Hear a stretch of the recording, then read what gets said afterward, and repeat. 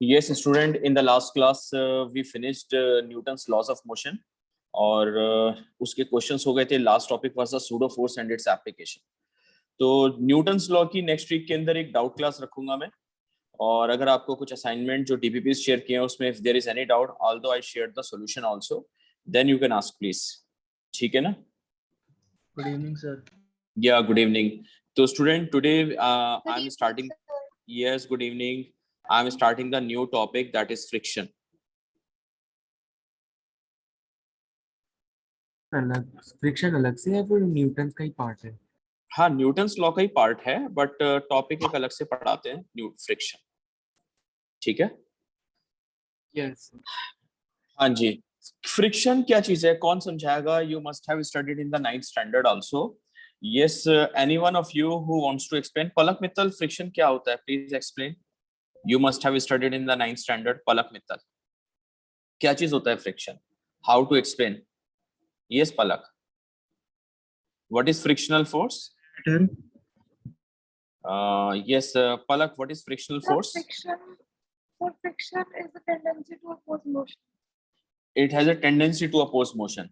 For example, तो इसका मतलब देखिए रिलेटिव मोशन होगा. पलक यहाँ पर करेक्शन करेंगे. देखिए, मैं एक बार first of all I am writing down the definition of friction, then I will explain you with the help of some example. तो स्टूडेंट, फ्रिक्शन कब इंट्रोड्यूस होगा, कब ये पिक्चर में आता है? The thing is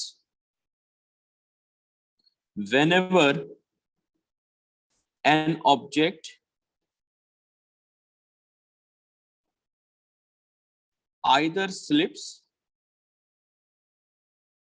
or has a tendency to slip or has a tendency to slip on the surface of another body.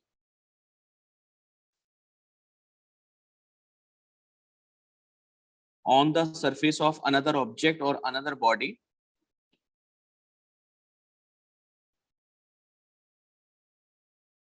then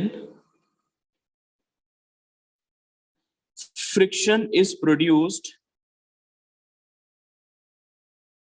at the contact surfaces. At the contact surfaces of two bodies, and it acts on both the bodies in opposite direction. Both the bodies in opposite direction. And most important line I am writing down, Palak Mittal. Yes. Palak, ये line बहुत important है. Friction has a tendency to oppose the relative motion. Relative word use करेंगे पलक. To oppose the relative motion. देखिए, मैं आपको एक example दूंगा पलक मित्तल, तब आपको फ्रिक्शन की डायरेक्शन क्लियर होगी. Yes. पलक, जैसे फॉर एग्जांपल आपके पास कोई टेबल या चेयर है. जैसे for example let us say there is a table. There is a table here. Friction का स्टूडेंट आपकी डेली लाइफ में बहुत इंपॉर्टेंट रोल है. जैसे पलक मित्तल, ये आपके पास टेबल है ग्राउंड सरफेस के ऊपर. You agree with me?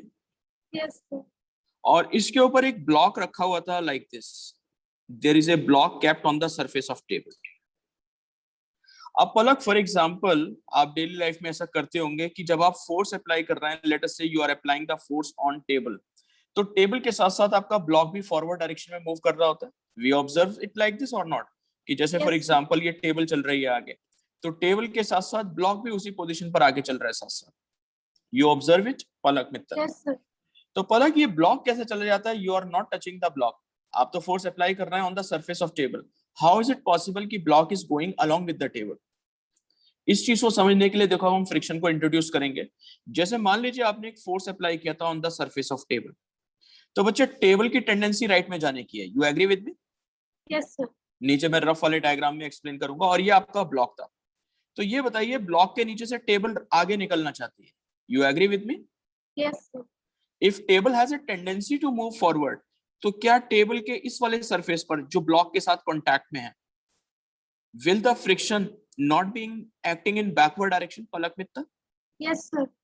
तो पलक अगर फ्रिक्शन टेबल के ऊपर पीछे एक्ट कर रहा है, and we know Newton's third law, for every action there is equal and opposite reaction, तो same amount of friction will be acting on block in forward direction. Yes, sir. You agree with me? तो अब आप मुझे ये बताइए, ये block को right direction में ले जाने के लिए कौन सा फोर्स रिस्पॉन्सिबल है? Is it not friction?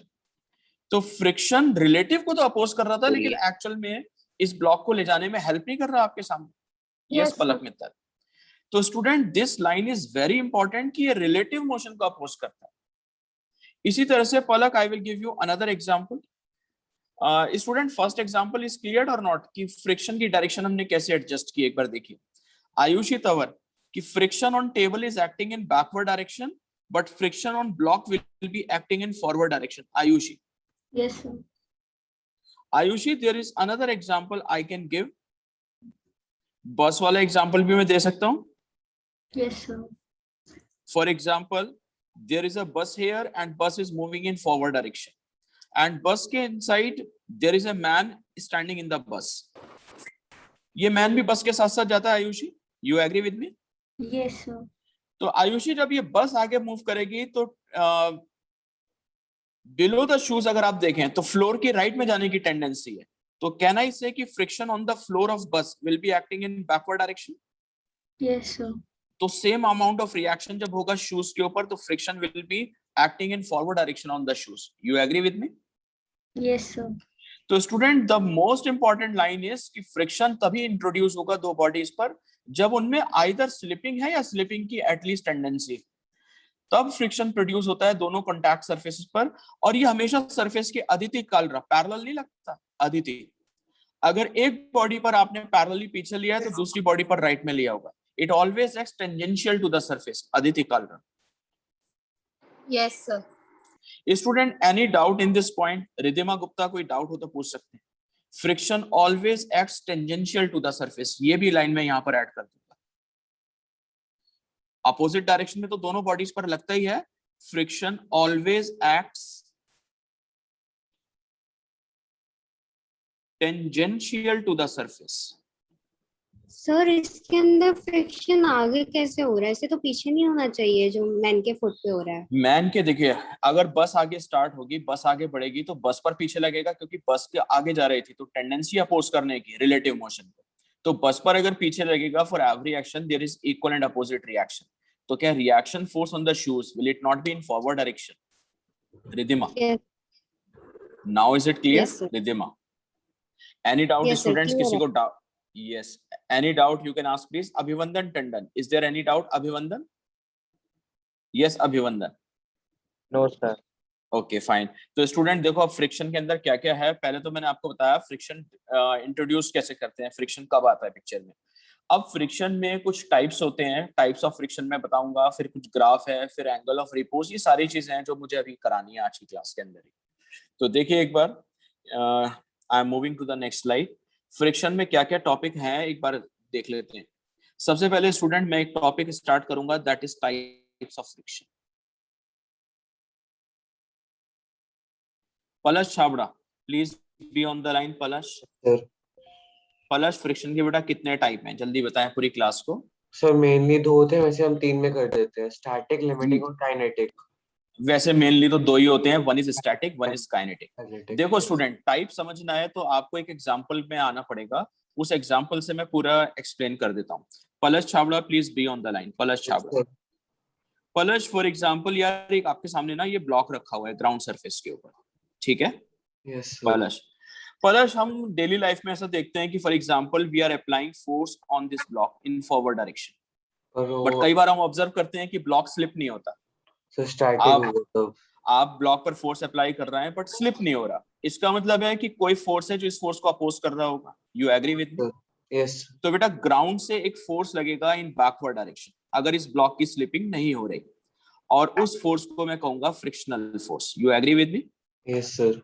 अब ये बताइए, अगर ब्लॉक की बेटा स्लिपिंग नहीं हो रही तो यानी कि इसका मतलब है मैं जो फर्स्ट टाइप है उसको उठाना चाहता हूं, that friction will be called as student types में आ जाते हैं। सबसे पहला टाइप होता है स्टैटिक फ्रिक्शन। चलिए पलश छावड़ा से तो मेरी बात चली रही है। What is static friction? Aditi Kalra आप बताते जाइए। Aditi, what is static friction? Yes, I am waiting student. What is static मैं फ्रिक्शन? बताऊं? हाँ जी, चलो पलश छाबड़ा ही बताएगा। हाँ जी। Sir, it is the value of the friction when the body is at rest or and its maximum value is also when नहीं, limiting. इसको ऐसे करना, रेस्ट की जगह ना आप ये बोलो, रेस्ट ठीक है, when the body is not slipping on the ground surface। जैसे आपने ब्लॉक पर फोर्स अप्लाई करा लेकिन बॉडी की स्लिपिंग नहीं हो रही, तो कोई फ्रिक्शन है जो इसको अपोज कर रहा था। जितना फोर्स आप लगा रहे हो उतना फ्रिक्शन लग रहा है, और जब स्लिपिंग नहीं हो रही तो उस फ्रिक्शन को we call as static friction. तो स्टूडेंट, जब स्टैटिक फ्रिक्शन की बात होती है तो इसका मतलब है इफ द ऑब्जेक्ट या body does not slip on a given surface, if the body does not slip on a given surface, then friction acting on the body is called as, क्या बोलते हैं उसको? This is called as static friction। Yes Chahna Malik, क्या आपको static friction की definition clear है? Yes Chahna? Yes, sir. तो static friction तब लगेगा चाहना जब आपका बॉडी जो है, object is not slipping on the ground surface, जैसे यहां दिख रहा है। एंड चाहना, कैन आई से हियर कि इन द अबव एग्जांपल, जो आपके सामने डायग्राम बना हुआ है, in the above example static friction जो होगा वो बैलेंस कर देगा अप्लाइड फोर्स को। Yes, sir. Static friction will be equal and opposite to applied force।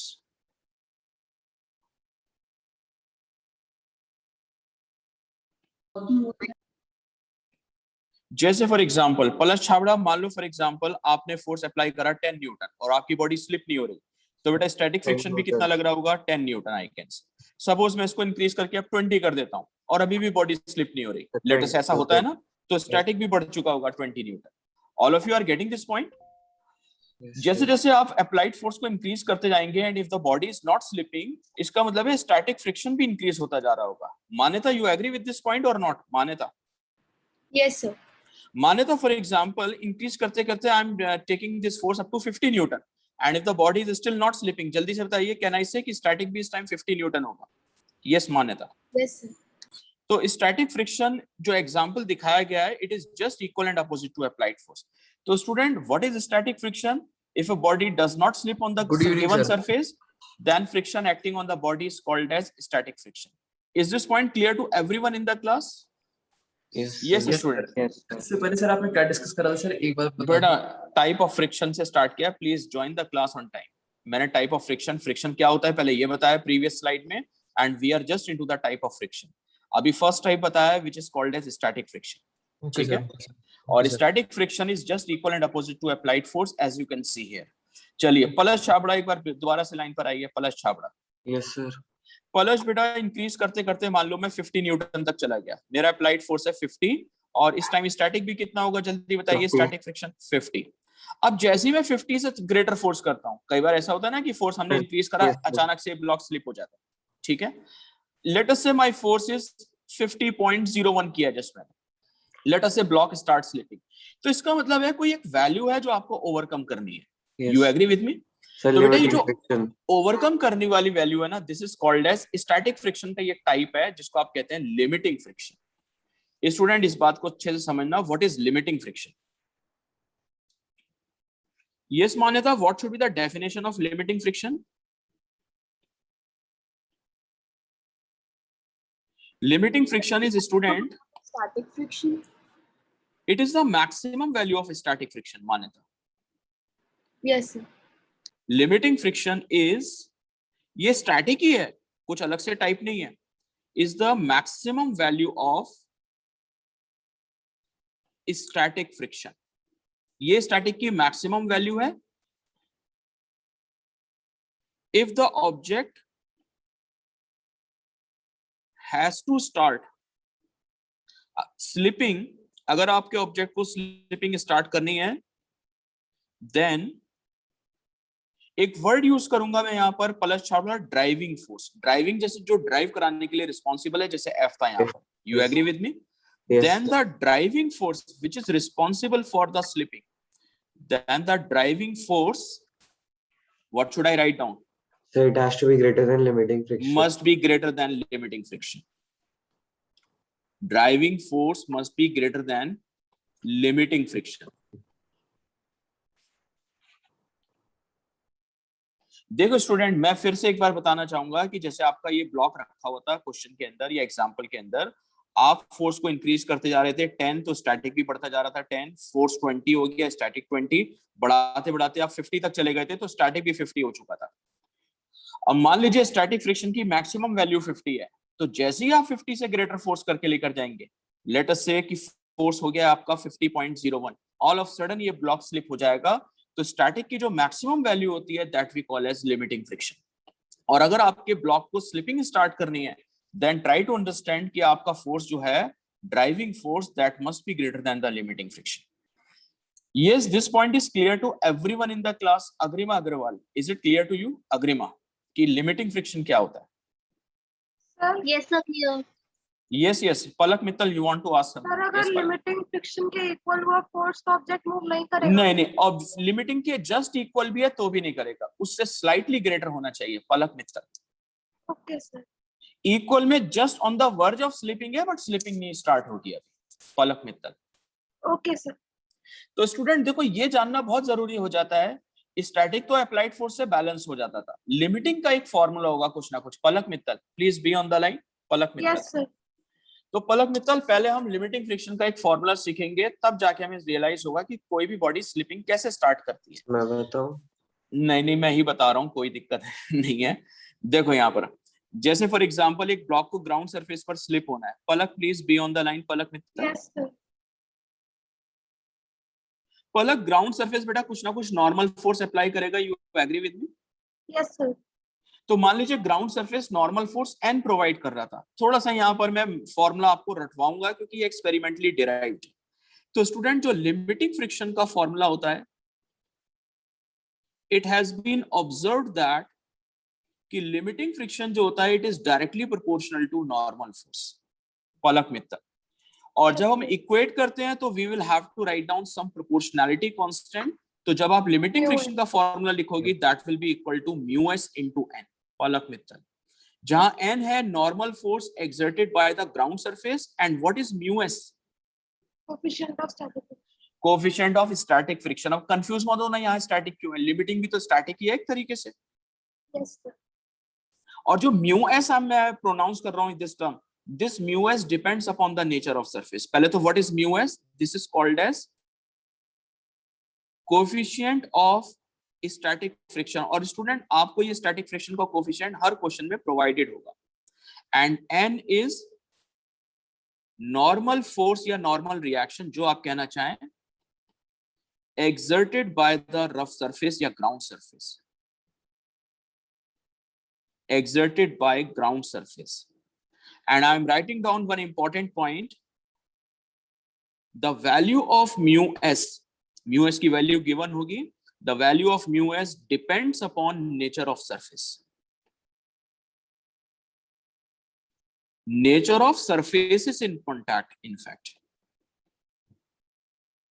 तो हर सरफेस के लिए mu s की वैल्यू डिफरेंट होगी।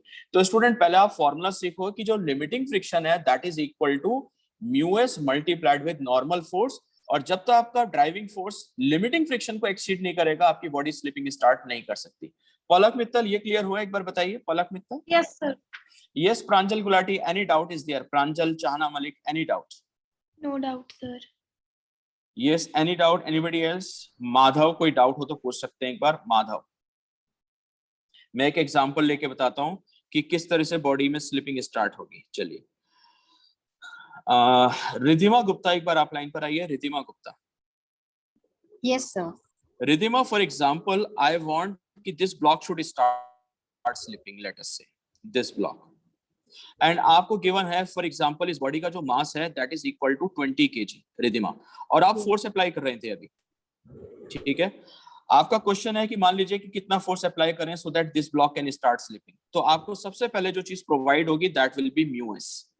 लेट अस से इस बॉडी और ग्राउंड सरफेस के बीच में जो कोफिशिएंट ऑफ स्टैटिक फ्रिक्शन है it has been given as 0.6 Riddhima. तो सबसे पहले हम क्या फाइंड आउट करेंगे? Normal force.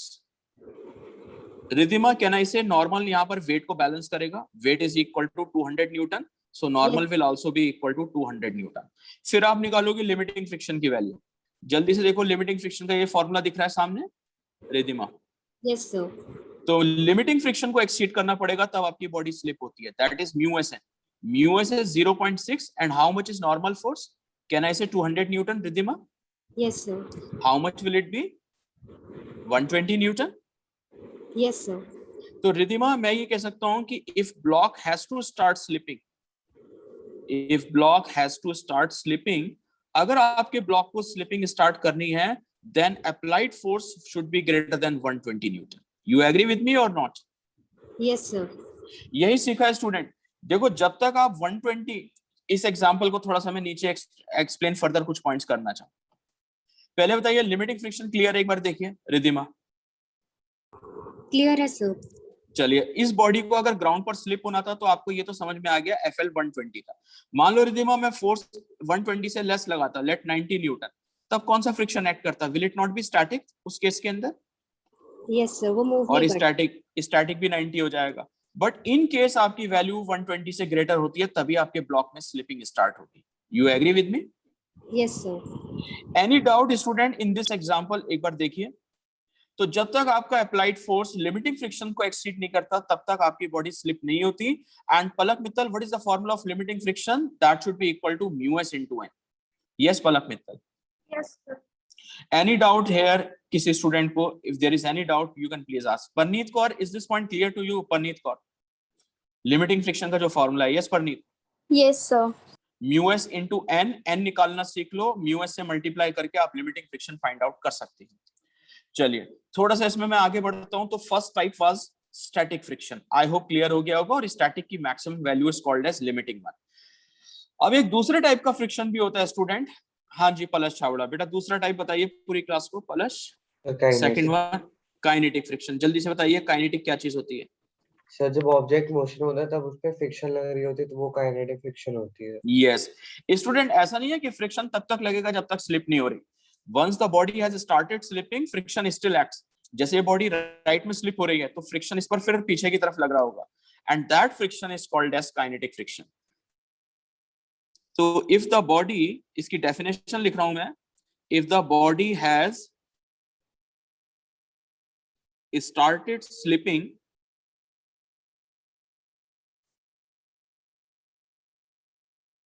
friction still acts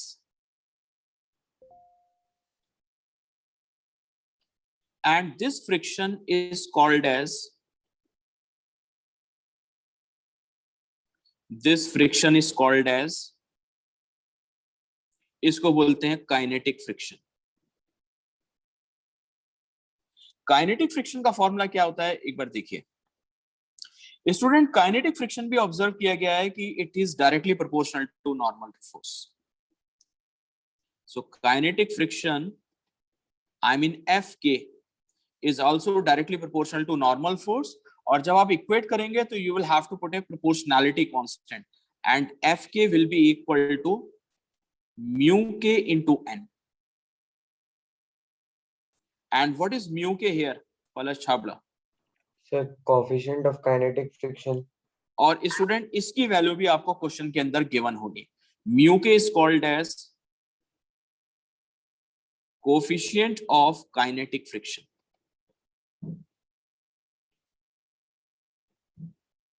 and this coefficient also depends upon nature of surface. Mu k also depends upon nature of surface.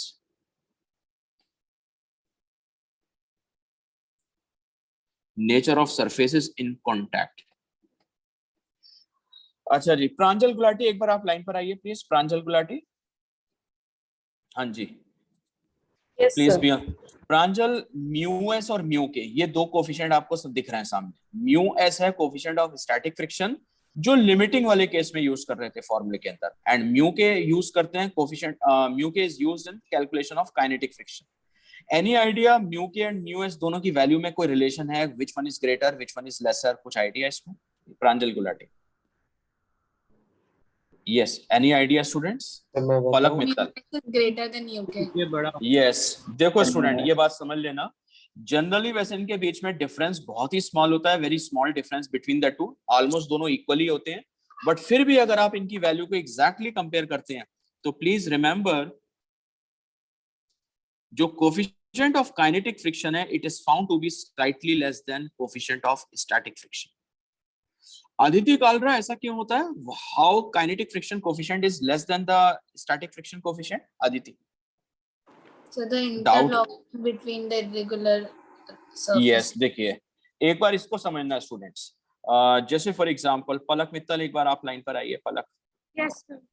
पलक, मैंने एक random सा सरफेस दिखाया, ऑल्दो इतना रैंडम होता नहीं है, बट सपोज कुछ दिखाया मैंने ऐसा, ठीक है पलक? Yes, sir. इसके ऊपर यार एक बॉडी थी, ये आपकी कोई बॉडी रखी हुई है किसी भी शेप में, ऐसे रख दो. अब ये जो इरेगुलर सरफेसेस हैं पलक, Yes, sir.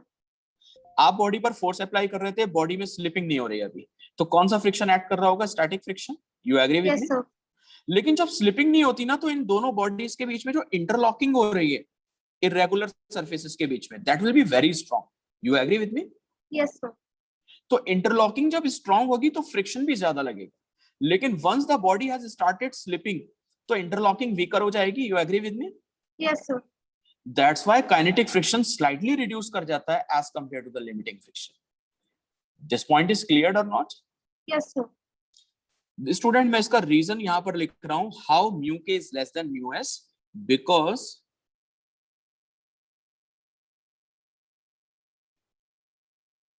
if the body does not slip,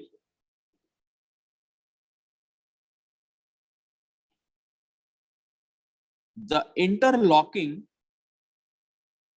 between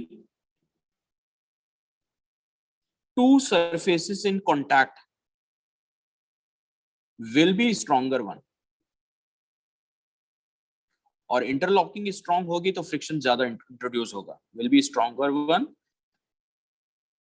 students, am I audible? Yes, sir. Yes, sir. Yes, sir. एक मिनट रुकिए जरा.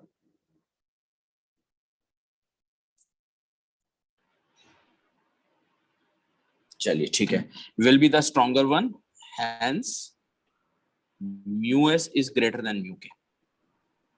पहले आप स्टूडेंट ये बताइए कि क्या आपको टाइप ऑफ फ्रिक्शन तक क्लियर हो गया है? एक बार मैं एक बार रिपीट करूंगा ऊपर से. पहले मैंने आपको बताया स्टैटिक फ्रिक्शन जब बॉडी में. Yes Manyata, you want to ask anything? Manyata. No, sir. It was bad. इस okay, static friction will be acting if the body does not slip, और उसकी मैक्सिमम वैल्यू को we call as limiting friction, जिसका formula please याद रखेंगे, that will be equal to mu S into N. और once the body has started slipping तो friction लगेगा kinetic nature का. स्टूडेंट, उसका फॉर्मूला है म्यू के इनटू एन.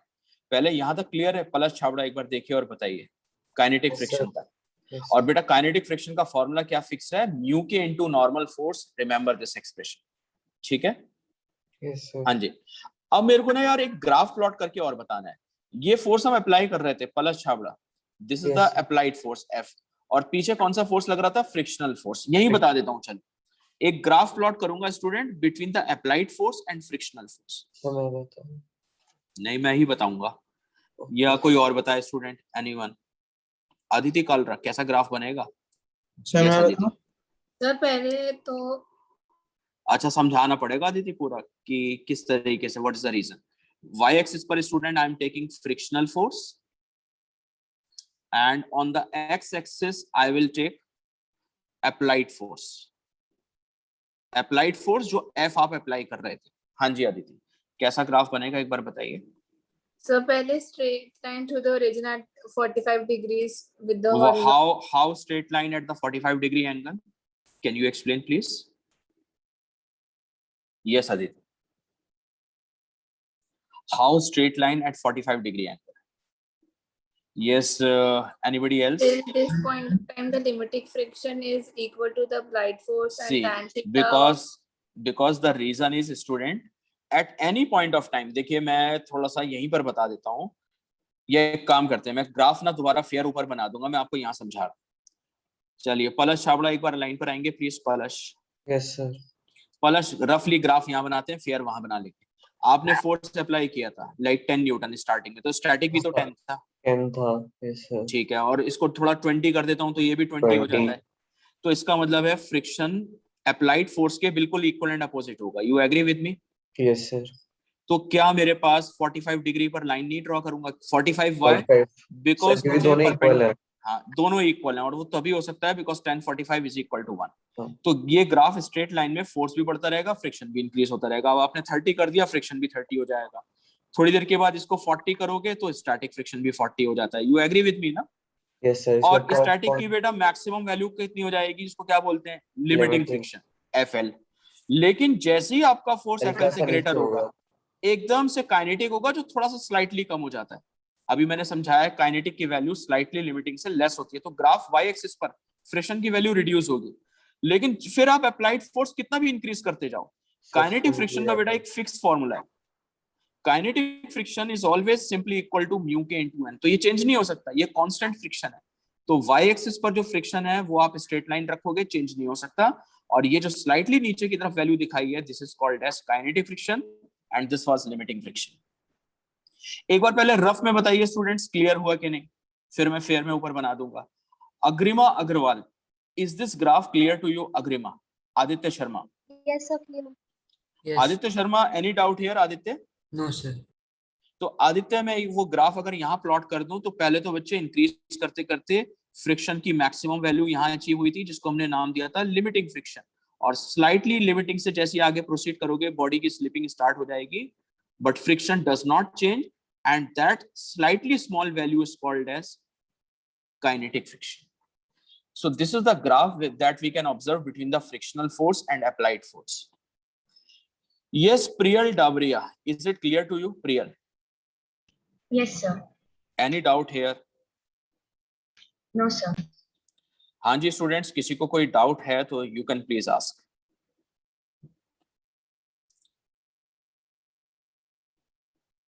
और देखो मैं एक एग्जांपल में आपको थोड़ा सा रियलाइज करा दूं कि किस तरह से कर रहे होते हैं। एक बार पलक मित्तल आप आएंगे प्लीज लाइन पर। पलक मित्तल, Yes, sir. पलक जैसे ऐसी एक सिंपल सा एग्जांपल ले रहा हूँ, थोड़ा सा फ्रिक्शन रियलाइज हो जाए हमें। तीनों टाइप्स जो थे, दो टाइप्स हैं मेनली। तो पलक मान लो फॉर एग्जांपल मैंने आपसे आपको एक क्वेश्चन दिया है, इस ब्लॉक का मास है लाइक 300 kg। Yes. पलक मित्तल 300 तो बहुत ज्यादा हो गया, 30 कर देते हैं, चलिए 30 kg इसका मास है पलक, और मैं एक फोर्स अप्लाई कर रहा हूँ which is varying with time.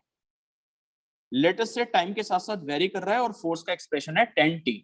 t stands for time here Palak Mittal, ठीक है? Yes, sir. 10t में t इज टाइम हियर। और आपको गिवन है कि जो ब्लॉक ग्राउंड सरफेस पर रखा है वहां coefficient of static friction is 0.6 and coefficient of kinetic friction की value they are giving you 0.55, ठीक है?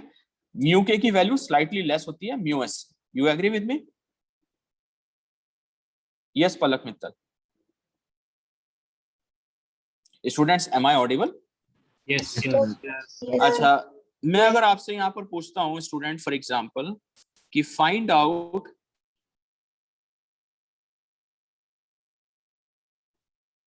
Frictional force and acceleration of block at first part at time t is equal to 10 second and second part is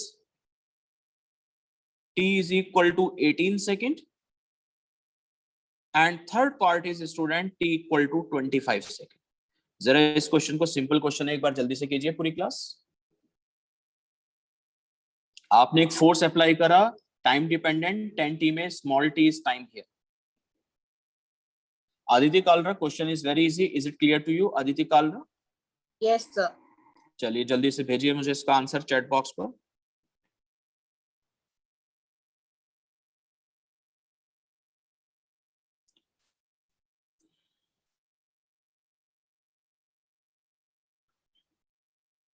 Taranjot जल्दी से answer भेजिए आप भी, I am waiting for the answer. Taranjot,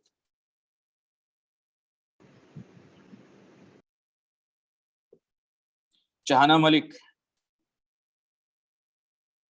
Devang Garg, yes Devang Garg, yes sir. Devang जल्दी से मुझे आंसर चाहिए। कैसे सोचेंगे, पूरी क्लास को एक्सप्लेन भी करना होगा।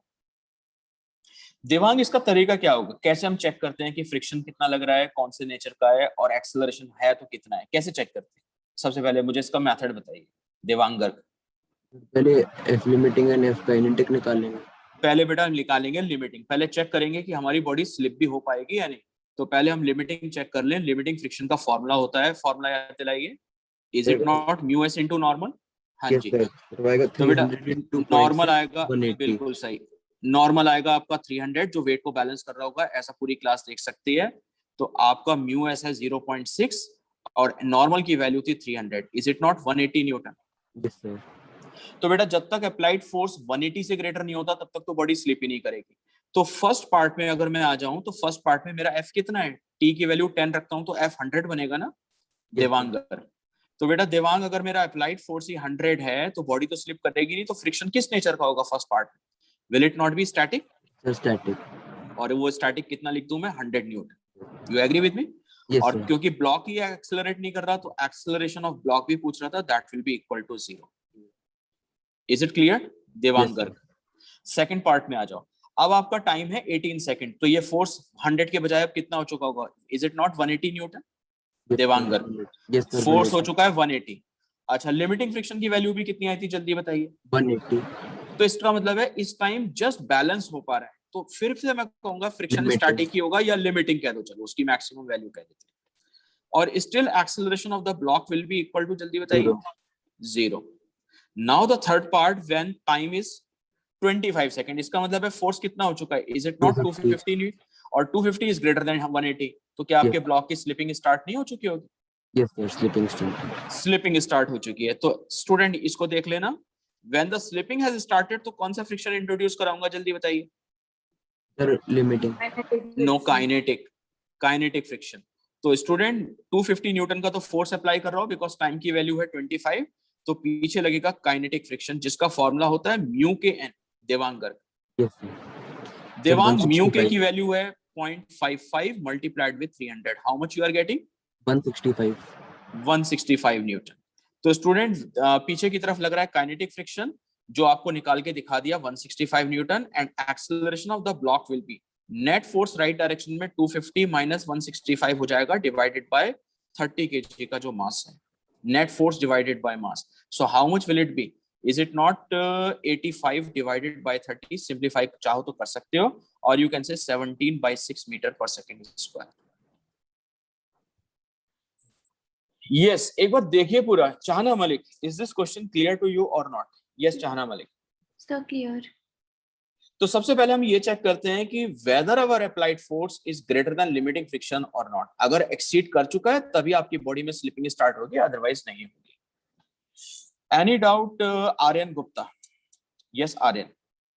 No sir. Everything is clear student, इस एग्जांपल तक एक बार बताइए। Palak Mittal, everything is clear? Yes Palak. Yes, sir. चलिए, थोड़ा सा हर्ष, कोई डाउट हो तो पूछ सकता है हर्ष। No doubt sir. चलिए हर्ष, अब मेरा एक डाउट कुछ आएंगे हर्ष। स्कूल लेवल पर एक हम एग्जांपल करते हैं पुलिंग और पुशिंग का कंपैरिजन, तो पहले हमें वो समझना है कि दोनों में से which task is easier. Palak Mittal आप बताइए। Palak Mittal, Yes, Palak, sir. Pulling versus pushing, which task is easier? So मैं बताऊं?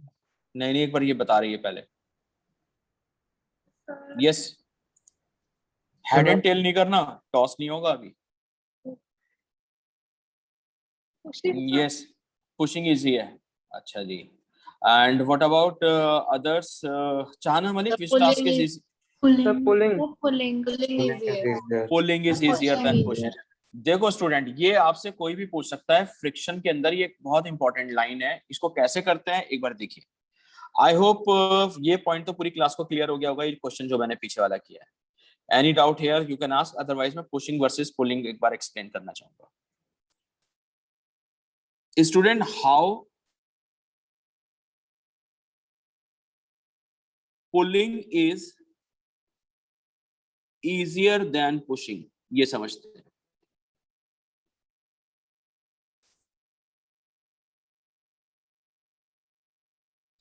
चलिए मेरी बातचीत होगी।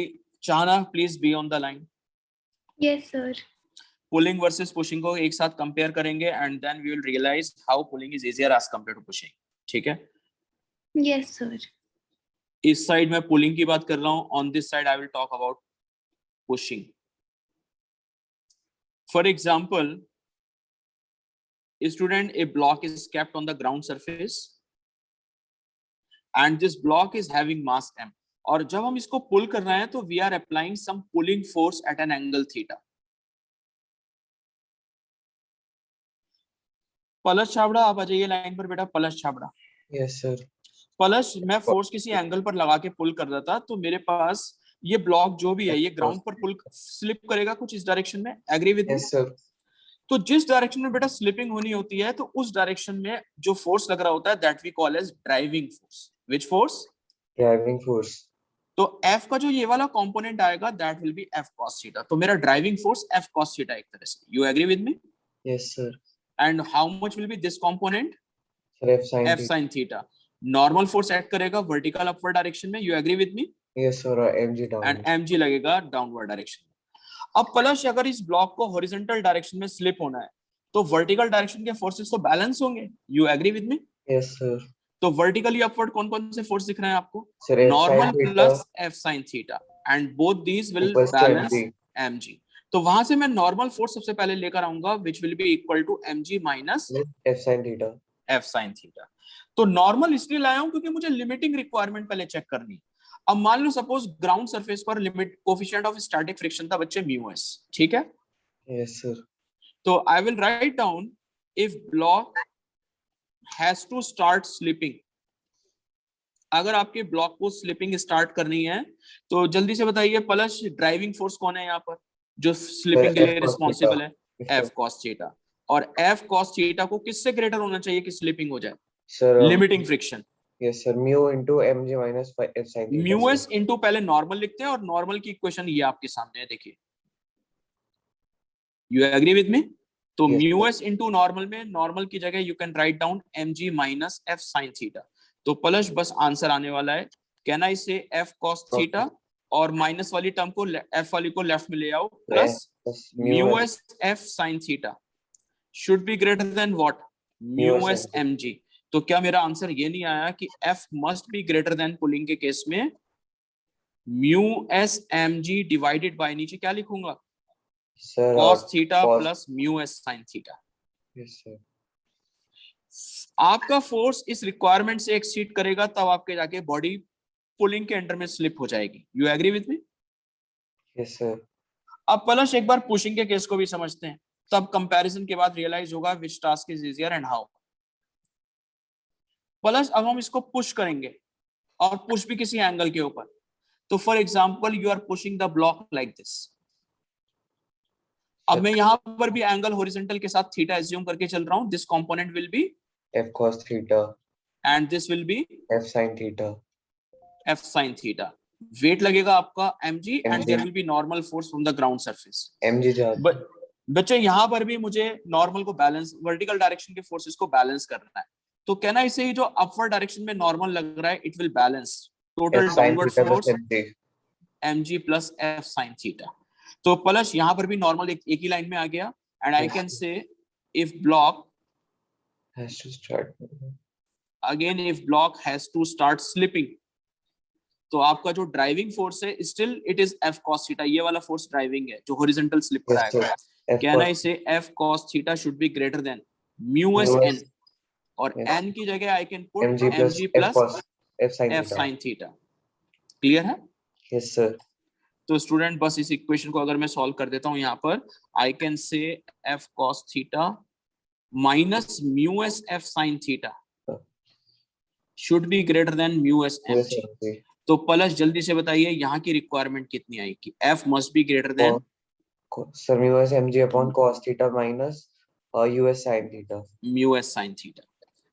पलक Mittal please be on the line. आपसे अब फाइनल डिस्कशन। पलक मित्तल, Yes, sir. पलक आप मुझे बताओ पुलिंग वर्सेस पुशिंग में कौन सा, जो न्यूमरेटर तो दोनों में सेम है mu s mg। You agree with me? Yes, sir. Second case का पुशिंग का डिनोमिनेटर स्मॉल है तो क्या फोर्स की वैल्यू नहीं बढ़ जाएगी? Yes. पुशिंग के केस में मान लो सपोज मैं इनको फोर्सेस को अलग अलग नाम देता हूँ, this is F1, this is F2, which force is larger? Palak Mittal, F2 बड़ा नहीं है क्योंकि डिनोमिनेटर छोटा है F2 के केस में। Yes.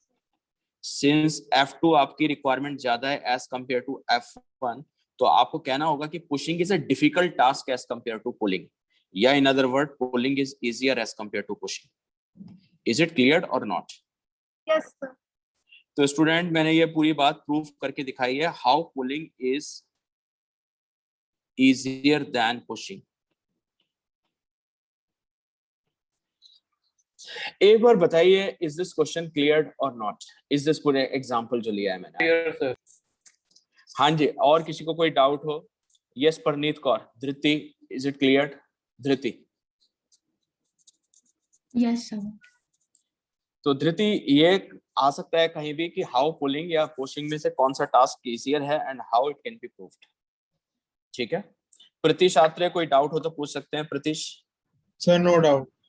तो प्रतीश एक सिंपल सा क्वेश्चन पहले हो जाए, फिर हम थोड़ा सा और आगे बढ़ते हैं। प्रतीश आत्रे।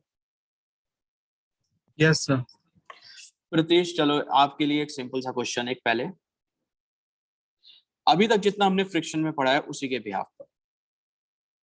प्रतीश एक टेबल है ये, and Yes. Block is kept over it, ठीक है? Yes, sir. और आपको ये पता करना है कि एक मैंने पुली से कनेक्ट किया है and there is a block here also. Yes, sir. This block is having mass 20 kg और इस ब्लॉक का बच्चे मास नहीं दिया है आपको, एंड यू आर प्रोवाइडेड कि coefficient of static friction mu S here is 0.6, ठीक है? Yes, sir. आपको ये निकालना है, फाइंड आउट करना है कि फाइंड आउट मिनिमम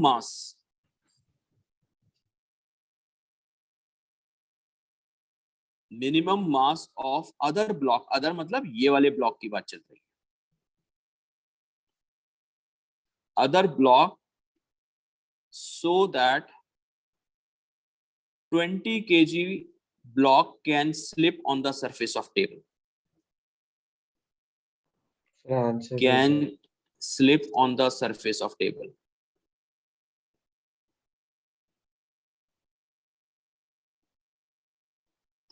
एक बार जल्दी से कर दीजिए इस क्वेश्चन को, वेरी इजी क्वेश्चन। मैंने आंसर भेज दिया। हाँ जी बिल्कुल सही है।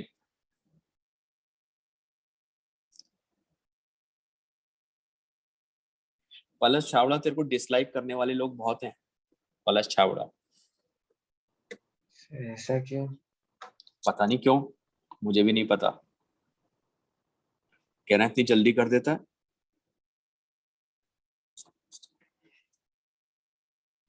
हाँ जी, बाकी लोग आंसर दें। प्रांजल गुलाटी कहाँ पर है? प्रांजल गुलाटी? Yes, sir.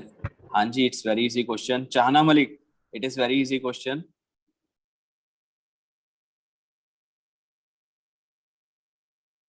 आपको मिनिमम मास निकालना है हैंगिंग ब्लॉक का, सो दैट यस किफाया। So we have to share the answer on chat box. Yeah, you have to share the answer on chat box. Okay, sir. Just a minute. तो दिखा रहा है chat box is not Okay, okay. Just a minute. Just a minute. मैं एक minute, वो leave हो गया था ना बीच में। Just a minute. I am just renaming.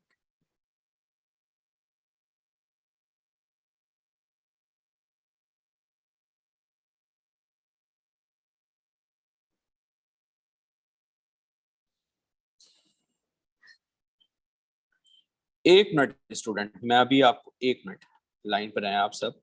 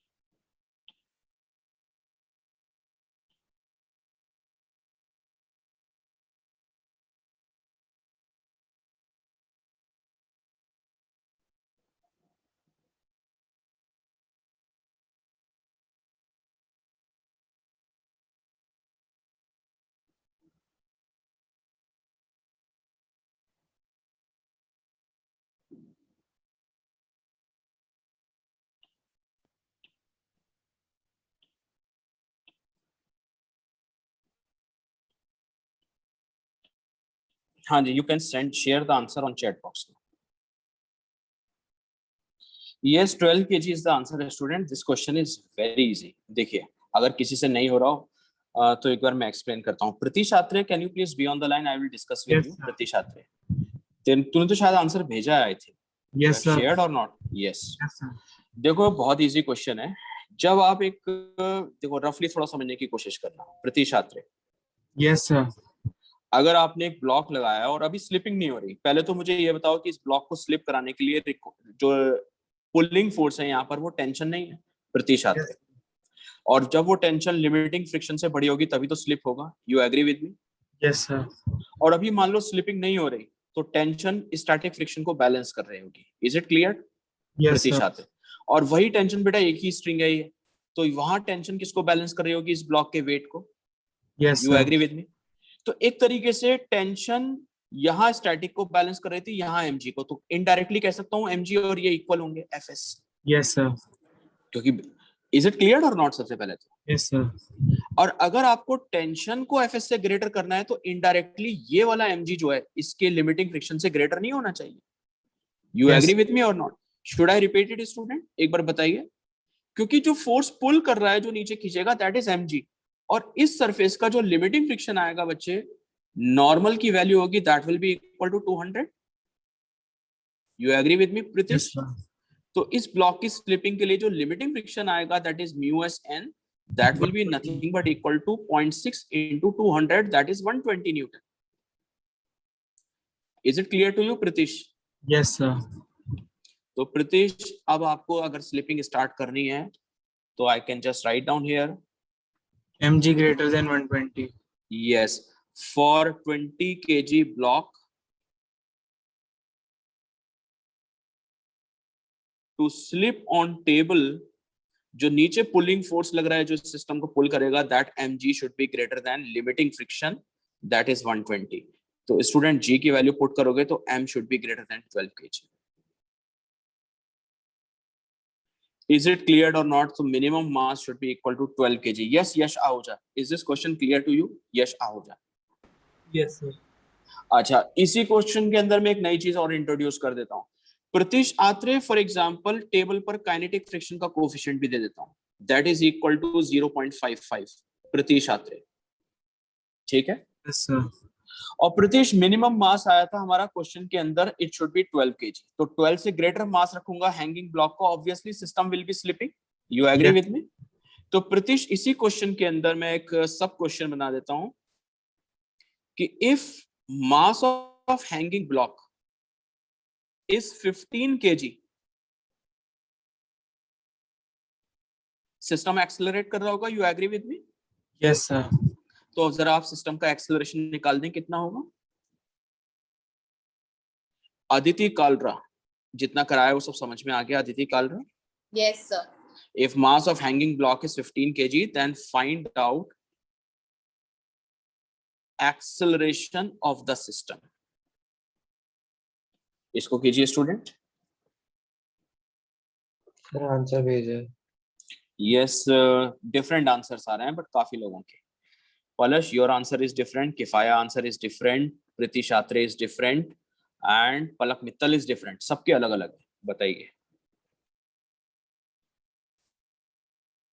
हाँ जी, और लोग मुझे भेजें जरा. Ayushi Tanwar, Ayushi Tanwar, what should be the answer? Ayushi, कौन सा फ्रिक्शन लगाऊंगा बच्चे, जल्दी बताइए. आयुषी, काइनेटिक नहीं लगाऊंगा मैं. Kinetic friction. यस, क्योंकि 12 से ग्रेटर मास लगाएंगे तो obviously system will be slipping. तो आयुषी, अब तो ये क्वेश्चन बहुत इजी है, जल्दी से मुझे ये बताइए कि जैसे इस ब्लॉक का मास था 20 kg, आयुषी, और ये आपका सिस्टम पुली लगा हुआ है, इधर एक दूसरा ब्लॉक है. Ayushi, this 20 kg will be accelerating towards right, this will be accelerating downward. You agree with me? Yes, sir. और बच्चे इस पर टेंशन लग रही होगी, इस रोप में टेंशन इज लेट अस से T, लेकिन इस पर फ्रिक्शन पीछे कौन सा लगेगा, जल्दी बताओ कौन सा फ्रिक्शन कंसीडर करूंगा? Kinetic friction. काइनेटिक फ्रिक्शन का फॉर्मूला क्या होता है? Is it not Mu mu के K into N. Multiplied with how much? 200. N 200. Normal था 200, how much will it B? Will it not B 110 Newton? 110. अच्छा, जल्दी से बताओ, इस वाले ब्लॉक का मास था 15 kg क्वेश्चन में जो दिया है, will it not B 150 Newton wait?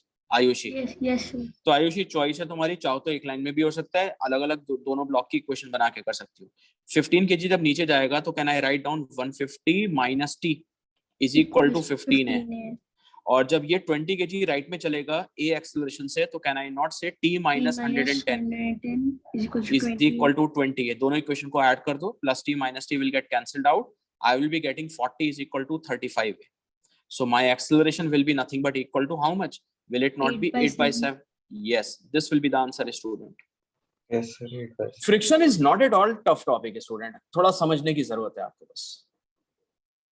Yes, Kifaya, is this question clear to you, Kifaya? Yes.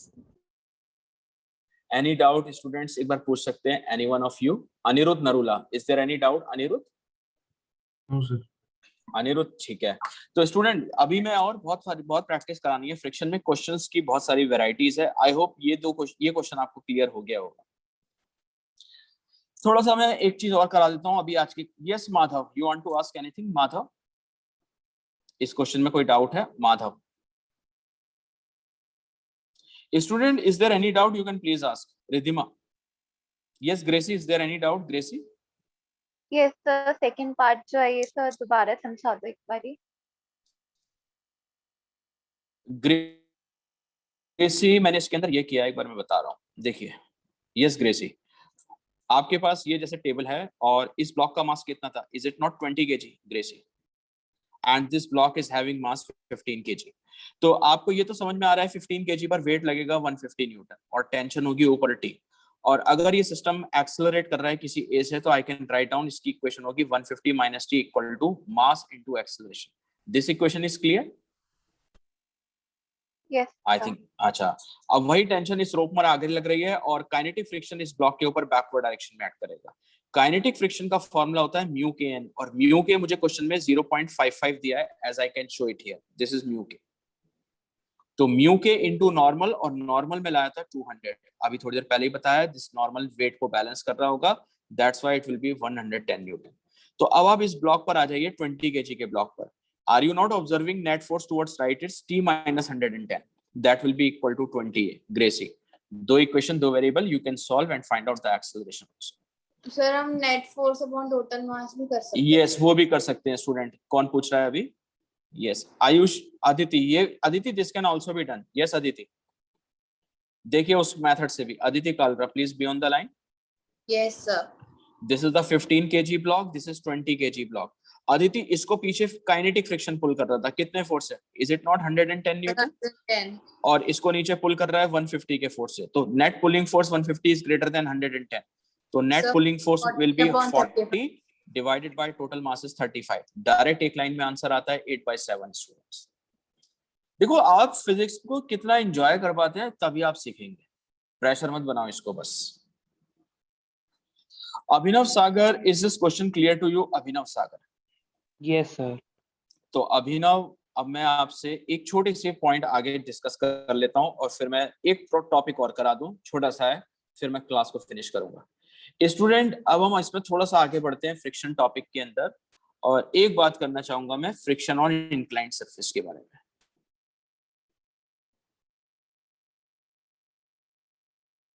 Friction over inclined surface,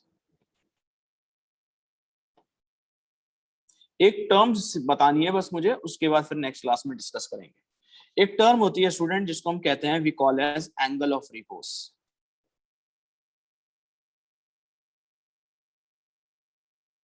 ये समझ लेना इंपॉर्टेंट है, what is angle of repose. देखिए इसको मैं पहले रफली समझाना चाहूंगा। Palak Mittal, please be on the line. Palak Mittal, sir थोड़ा रफली समझते हैं पहले, एक मिनट, अभी डिस्टर्ब नहीं करेंगे कोई भी। पलक मित्तल, एक प्लेटफॉर्म है हॉरिजॉन्टल, उस पर एक ब्लॉक रखा हुआ है like this, you agree with me? Yes sir. जैसे जैसे हम इसको थोड़ा सा इंक्लाइन करते रहते हैं, we are increasing this angle of inclination, इसको इंक्लाइन करता जा रहा हूँ, ब्लॉक डज नॉट स्लिप। ऐसा होता है ना, धीरे धीरे इंक्लाइन करते जा रहे हैं, स्टार्टिंग में स्लिपिंग नहीं होती, थोड़ा सा मैंने और इसको इंक्लाइन किया, मान लो अभी भी स्लिपिंग स्टार्ट नहीं हुई, लेट अस से थोड़ा सा और एंगल इंक्रीज करूंगा, continuously I'm increasing this angle of inclination, this theta, ठीक है पलक मित्तल? अचानक से एक एंगल ऐसा आता है इंक्रीज करते करते कि when the block starts sliding, ऐसा होता है कि नहीं? नहीं तो अभी एक्सपेरिमेंट करके देख सकते हो। तो जैसे ही एक मिनिमम एंगल मिलता है, so that block can start sliding on the inclined surface, this minimum angle is called as angle of repose. Are you getting my point? Yes, sir. तो स्टूडेंट इसकी डेफिनेशन ये होगी, it is the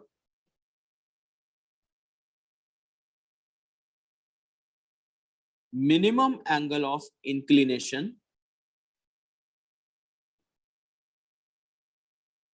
of rough inclined surface so that block can start sliding. This angle we call as angle of repose. It is the minimum angle of inclination of the rough inclined surface so that block can start sliding. तो ठीक है, थोड़ा सा मैं fair कर देता हूं इसको, अब किस तरीके से एंगल ऑफ रिपोज निकालेंगे। Palash Chhabra, please be on the line. Palash Chhabra, Yes, बस sir. लास्ट टॉपिक है, फिर इसके बाद में नेक्स्ट क्लास में इसके क्वेश्चन कराऊंगा, अभी कुछ बात नहीं करेंगे इसके बारे में। Okay, sir. Palash, for example मैं थीटा इंक्रीज करते करते किसी थीटा की ऐसी वैल्यू पर पहुंच चुका हूं when the block is just starting sliding.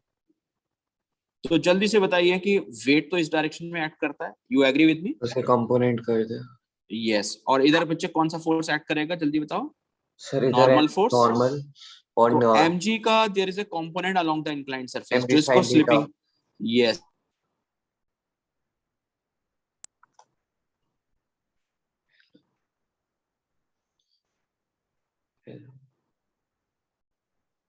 Sir आपकी आवाज चली गई।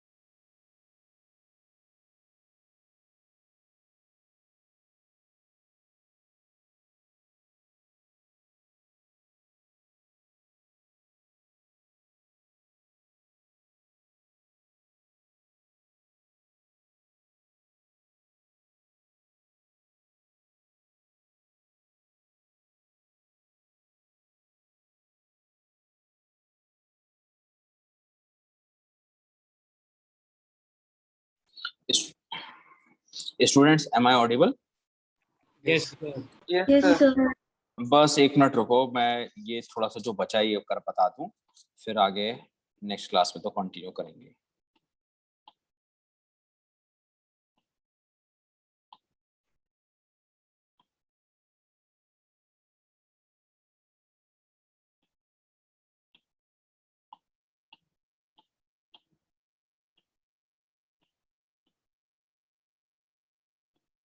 देखिए,